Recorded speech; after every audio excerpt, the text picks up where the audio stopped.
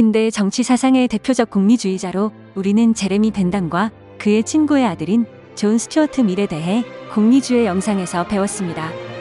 오늘은 이 둘의 한 명을 더 추가해 보겠습니다. 몽테스키웨입니다. 1689년에 출생하여 1755년 사망했으므로 1789년 프랑스 대혁명을 경험하진 못했지만 프랑스 계몽시대의 정치학자로서 그의 저서 법의 정신은 프랑스 대혁명의 지도자들에게 대단히 많은 영향을 끼칩니다. 그는 영국의 사상가, 특히 저항권을 주장한 존 로크의 영향을 받아 절대군주제를 격렬하게 비판하고 국가의 기원, 법의 본성을 설명하고자 하면서 자연적인 기초 위에서 사회개혁의 계획을 세울 것을 강조합니다. 정부의 형태로서 이권군 주제를 최선의 것으로 생각하고 삼권 분립을 최초로 주장합니다. 그가 자연과 사회를 동일시했던 것은 중세적인 신의 섭리로 사회를 설명하는 것과는 완전히 대립하고 있습니다. 그 또한 공리주의자이므로 형벌의 목적을 교화주의에 두고 있습니다. 오늘은 몽테스키웨의 삼권 분립보다 교화주의 중심으로 공부해 보겠습니다. 우리는 공리주의 영상에서 미뇨네토 사건에 대해 공부했습니다. 모르는 학생은 공리주의 영상을 보고 옵니다. 이 사건에서 벤담의 공리주의자들은 최대 다수의 최대 행복에 근거하여 무죄를 주장하였으며 반면 칸트의 정엄명령주의자들은 살인을 하였으므로 유죄를 주장하고 나섭니다. 미뇨네토 살인 사건에 대해 공리주의는 무죄를, 정엄명령은 유죄를 주장하자 법원에서는 다음과 같은 판결을 내립니다. 1심에서 무기징역, 그리고 6개월 후 2심에서 집행유예를 선고합니다. 무기징역은 칸트의 정엄명령을, 집행유예는 벤담의 공리주의를 각각 충족시킨 판결이라 해석할 수 있습니다. 이때 칸트는 정엄명령에 입각하여 응보주의를, 반면 벤담은 공리주의에 입각하여 교화주의를 주장합니다. 이렇듯 형벌의 목적에 관해 응보주의와 교화주의의 입장이 대립함을 볼 수 있습니다. 형벌의 목적에 대해 응보주의는 범죄자에게 보복하는 것이라고 보는 반면 교화주의는 범죄자 본인이 범죄를 다시 저지르는 것을 예방하는 것뿐만 아니라 범죄자가 사회에 복귀하도록 돕는 것까지 포함한다고 봅니다. 그렇다면 같은 공리주의를 주장하는 몽테스키웨는 어떤 논리로 교화주의를 주장하였을까요? 다음의 어록에서 그의 주장이 잘 나타납니다. 훌륭한 입법자는 죄에 대해 보라기보다 그것을 예방하는 일에 힘쓰고 신체형을 가하기보다 양석이 뿌리 내리도록 하는 일에 노력할 것이다.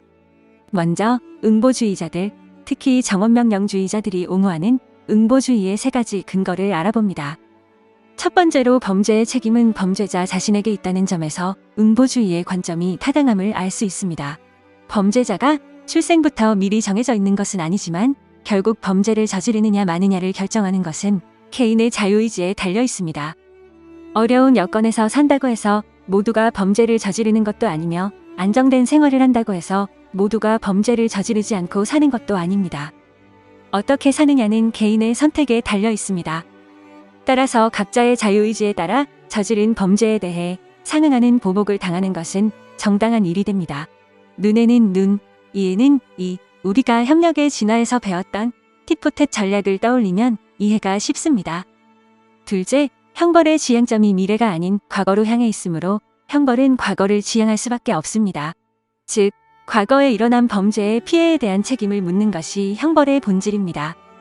이유는 그것이 보통 사람들의 정의관에 부합하기 때문입니다. 일례로 친구를 괴롭혀서 자살에 이르게 한 청소년들에 대해 교육을 통해 인성을 교화하자는 주장보다 법적으로 처벌해야 한다는 주장이 더 강하게 제기되고 있습니다.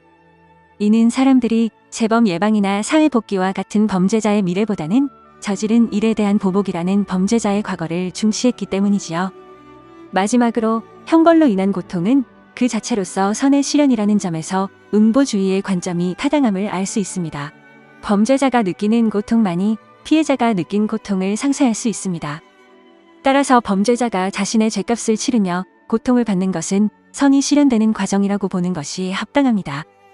예컨대 위에서 말한 청소년들에 대해 피해자의 모친이 자신의 고통을 호소하며 그들을 엄벌에 처해달라고 재판부에 청원할 때 만약 형벌이 존재하지 않는다면 피해자가 입은 마음의 고통을 치유할 길이 없을 것이며 그러한 상황을 목도한 사람들은 악이 판치는 사회에 살고 있다고 느낄 것입니다.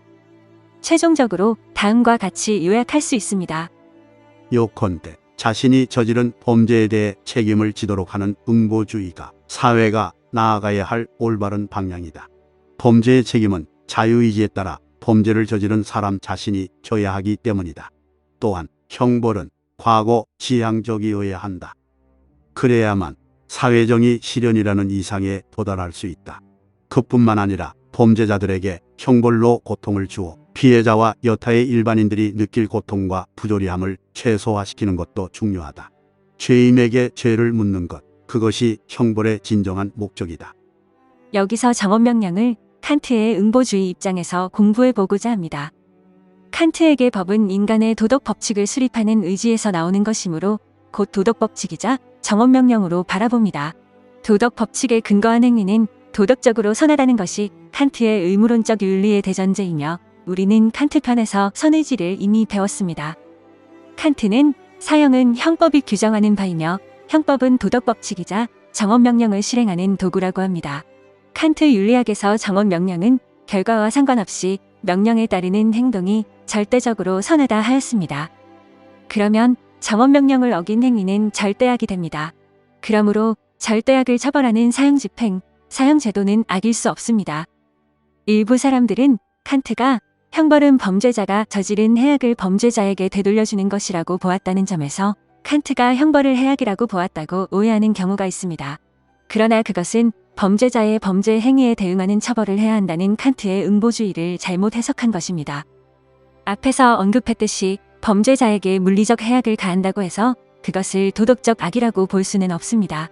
오히려 칸트는 범죄자에게 물리적 해악을 가하는 것은 도덕 법칙의 도구인 형법에 따라 행해지는 것이므로 물리적 해악과 무관하게 도덕적으로 선한 행동으로 간주합니다. 정리하자면 정언명령은 도덕적 선이며 정언명령을 어기는 범죄 행위가 도덕적 악이므로 형벌은 범죄 행위에 대해 처벌하는 것이므로 물리적으로는 해악의 성격을 지니나 도덕적으로는 선하다 할 수 있습니다. 수업 시간에 언급했던 이야기를 조금 각색하겠습니다.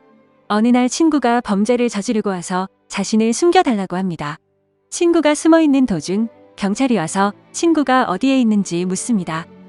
이때 칸트의 의무론에 따르면 거짓말을 해서는 안 되며 범죄자를 숨겨주는 것은 부당하므로 경찰에게 친구가 숨어있는 곳을 말하는 것이 도덕적 의무라고 볼 수 있습니다. 그러나 그러한 도덕적 행동은 범죄자 친구에게는 결과적으로 물리적 해악을 끼치는 행위일 것입니다. 이때 친구의 위치를 바르게 말한 나의 행동은 비록 친구에게는 해악으로 작용했을 수는 있으나 칸트 의무론에 따르면 그러한 행동은 필요하게 아니며 오히려 도덕적으로 선한 행동이 됩니다. 무슨 의미인지 이해하였나요? 칸트가 형법에 관해 저술한 윤리 형이상학 법론의 한 페이지를 읽어보겠습니다. 정언 명령을 어긴 자가 형벌을 받아야 할 상태에 있지 않으면 안 된다. 형벌의 법칙도 하나의 정언 명령이다.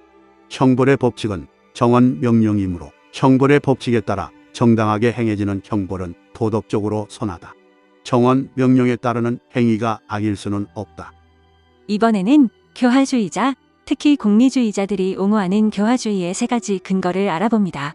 그 전에 공리주의의 표어가 최대 다수의 최대 행복임을 염두에 두어야 합니다.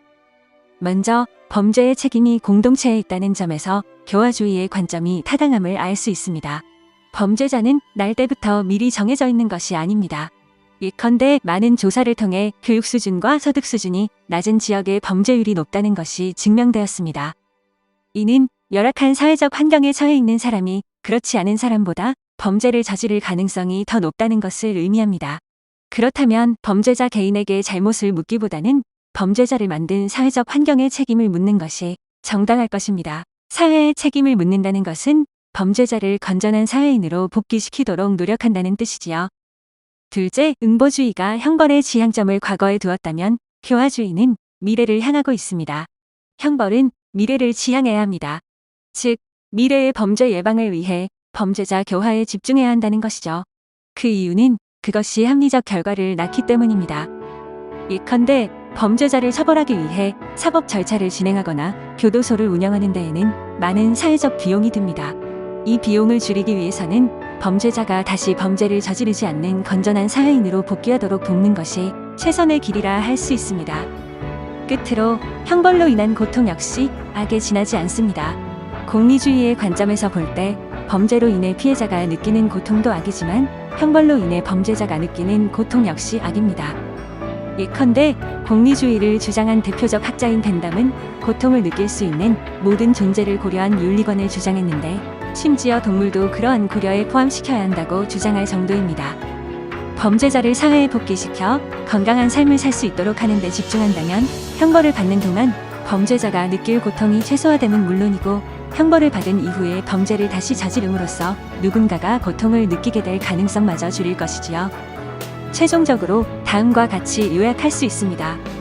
범죄자의 재범 예방은 물론이고 사회 복귀까지도 함께 추구하는 교화주의가 사회가 나아가야 할 올바른 방향이라 할 수 있다.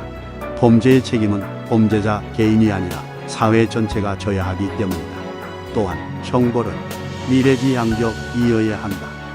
그래야만 사회적 비용 감소라는 합리적 결과를 얻을 수 있을 뿐만 아니라 형벌로 인해 범죄자가 느끼는 고통 역시 일종의 악이라는 점에서 형벌은 범죄자에게 고통을 주는 쪽에서 범죄자를 교화시키는 쪽으로 방향을 전환하는 것이 바람직하다.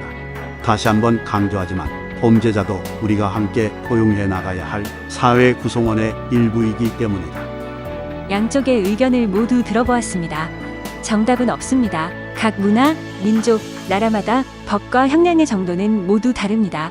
각자가 자신의 주관에 맞게 새로운 의견을 내어보는 것도 좋은 공부 방식이라 할 수 있겠습니다.